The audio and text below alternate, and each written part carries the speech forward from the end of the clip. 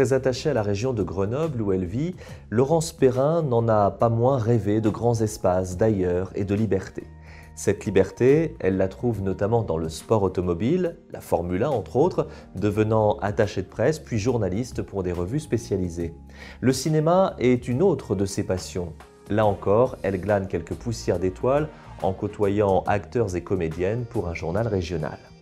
En essayant de concilier sa vie de mère et ses propres aspirations, Laurence Perrin avance dans la vie, se cabossant parfois, mais gardant la tête haute, loin de la petite fille timide qu'elle était et qui découvrit la littérature avec Marcel Pagnol.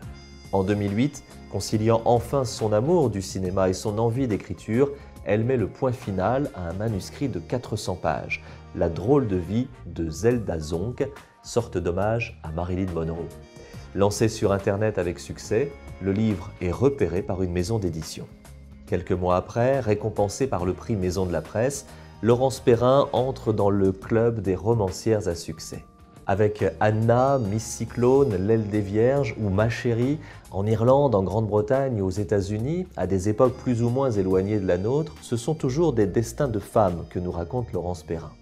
Cette fois-ci, nous sommes au tout début des années 1970. Joanne vit avec son mari et ses 2 enfants dans une petite ville de Californie.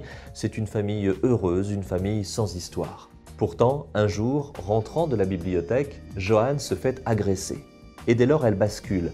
L'image de la bonne mère et gentille épouse se fissure. Joanne n'est plus la même, au désarroi de ses proches, dont l'affection ne parvient pas à la remettre sur pied.